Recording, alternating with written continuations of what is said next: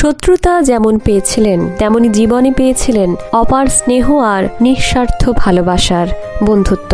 তেমনই এক বন্ধু ছিলেন আর এক বন্দ্যোপাধ্যায়, বিভূতিভূষণ বন্দ্যোপাধ্যায়। দুজনেই সাহিত্য জগতে উজ্জ্বল নাম, অথচ সম্পর্কটা ছিল একেবারে সাধারণ নিখাদ বন্ধুত্বের। একবারের ঘটনা, রাতে ট্রেনে যাচ্ছেন তারাশঙ্কর বন্দ্যোপাধ্যায় আর বিভূতিভূষণ বন্দ্যোপাধ্যায় দূরের এক সাহিত্য সভায় যোগ দিতে। রাতের খাবারে বিভূতিভূষণ বন্দ্যোপাধ্যায় খানিক বেশি খেয়ে ফেলেছিলেন, এতটাই যে হাত মুখ ধোয়ার শক্তিও তার আর অবশিষ্ট নেই। খাবার শেষ করে সোজা বার্থে উঠে শুয়ে পড়লেন। তারাশঙ্কর বন্দ্যোপাধ্যায় তখন দুজনের এঁটো গুছিয়ে রাখছেন, জল ঢেলে হাত মুখ ধুচ্ছেন। এমন সময় বিভূতিভূষণের কাতর অনুরোধ, ভাই আমার মুখ হাতটা একটু ধুয়ে দিবি, এত খেয়ে ফেলেছি যে আর নড়তে পারছি না।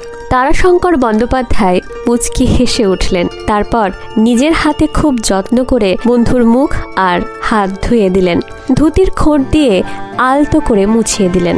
আর নির্বিকার বিভূতিভূষণ বন্দ্যোপাধ্যায় তখন পাশ ফিরে ঘুমিয়ে পড়লেন নিশ্চিন্তে। এই ছিল তাদের বন্ধুত্বের রসায়ন, যেখানে অহংকার নেই, আছে নিঃস্বার্থ স্নেহ আর আপন জনের মতো যত্ন।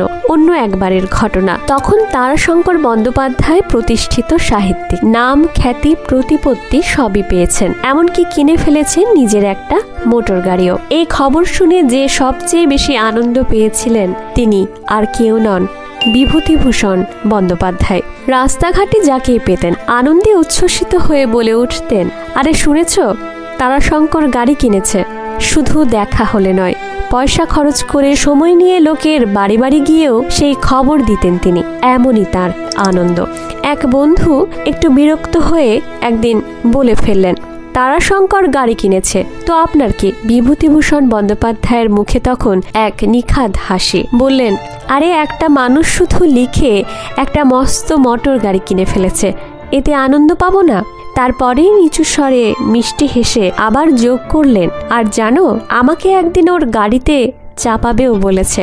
বন্ধুত্ব মানে ঠিক এটাই, অন্যের সুখে নিজের আনন্দ খুঁজে নেওয়া, প্রতিদানের আশায় নয়, নিঃস্বার্থ স্নেহে ভর করে থাকা।